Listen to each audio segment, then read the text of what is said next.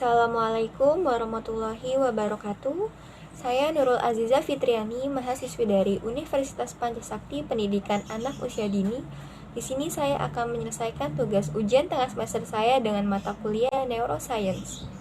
Dosen pengampu yaitu Ibu Happy Ika Melvina, MPD. Saya akan membahas tentang struktur otak dan bagian pada otak. Yang pertama ada cerebrum. Cerebrum atau otak besar merupakan bagian terbesar dari otak.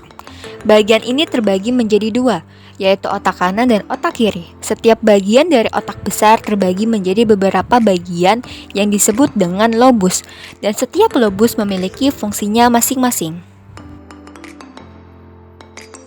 Yang pertama ada lobus frontal, yaitu bagian ini terdapat di bagian depan otak.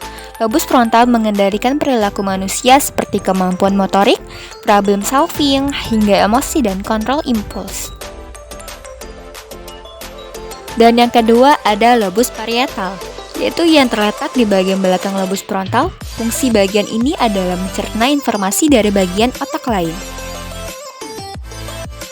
Dan yang ketiga ada lobus temporal. Lobus ini terletak di area yang sama tingginya dengan telinga. Bagian ini berfungsi untuk mengingat bentuk, bahasa, dan memahami emosi dan interaksi orang lain. Dan yang keempat ada lobus occipital. Lobus ini terletak di bagian belakang otak. Fungsi bagian ini adalah mengendalikan penglihatan. Yang kedua dari struktur otak dan bagian otak ada cerebellum. Otak kecil atau cerebellum terletak di bagian belakang otak, tepatnya di bawah lobus occipital. Fungsi otak kecil untuk menggerakkan motorik halus manusia. Motorik halus berfungsi pada pergerakan tangan dan kaki. Menulis dan menggerakkan jari-jari merupakan contoh pergerakan motorik halus. Bagian otak ini juga membantu tubuh menjaga keseimbangan, koordinasi, dan posisi tubuh. Dan yang ketiga ada talamus. Bagian otak ini memiliki fungsi seperti penyalur sinyal pada otak. Talamus juga berfungsi mengendalikan kesadaran, tidur, dan ingatan. Yang keempat ada hipotalamus. Hipotalamus berfungsi untuk mengendalikan keseimbangan pada tubuh. Bagian ini menjaga suhu tubuh, nafsu makan, memproduksi hormon, dan melepaskannya. Dan yang kelima ada batang otak. Batang otak terletak di depan otak kecil dan terhubung dengan saraf tulang belakang. Batang otak terdiri dari 3 bagian, yaitu otak tengah yang mengendalikan pergerakan mata dan memproses informasi visual. Yang kedua ada pons bertugas untuk mengendalikan pergerakan otot wajah dan mengirim informasi sensorik. Yang ketiga ada medula, terletak di bagian paling bawah otak. Bagian ini berfungsi untuk mengendalikan fungsi jantung dan otak. Setiap bagian otak berisikan cairan bernama ventricle. Cairan cerebrospinal dan meningas melindungi otak dan batang otak dari guncangan. Dan yang keenam ada sistem limbik. Sebenarnya hingga saat ini belum ada pengelompokan resmi seputar bagian-bagian dari sistem limbik di otak.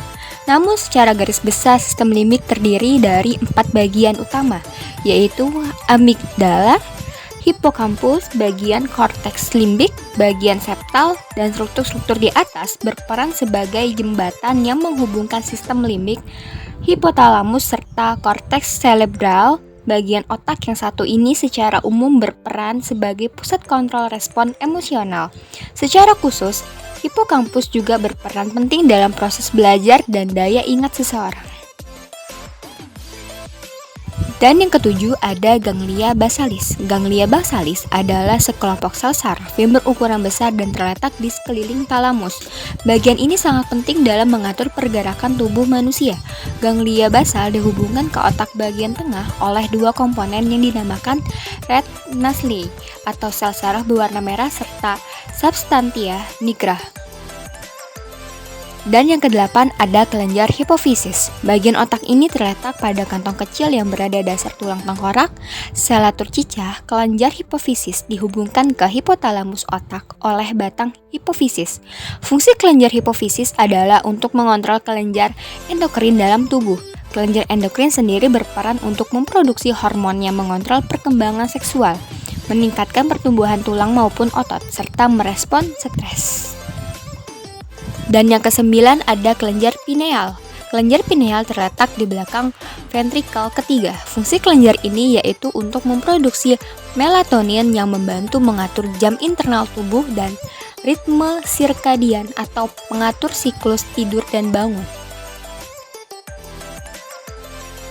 Dan yang ke-10 ada corpus callosum. Corpus callosum adalah saraf-saraf yang menghubungkan sisi kiri otak ke sisi kanan otak. Bagian ini menjadi jalur penghubung terbesar di otak yang terdiri dari lebih 200 juta serabut saraf. Sekian dan terima kasih atas materi yang telah saya sampaikan. Kurang lebihnya mohon dimaafkan. Wabillahi taufiq wal hidayah. Wassalamualaikum warahmatullahi wabarakatuh.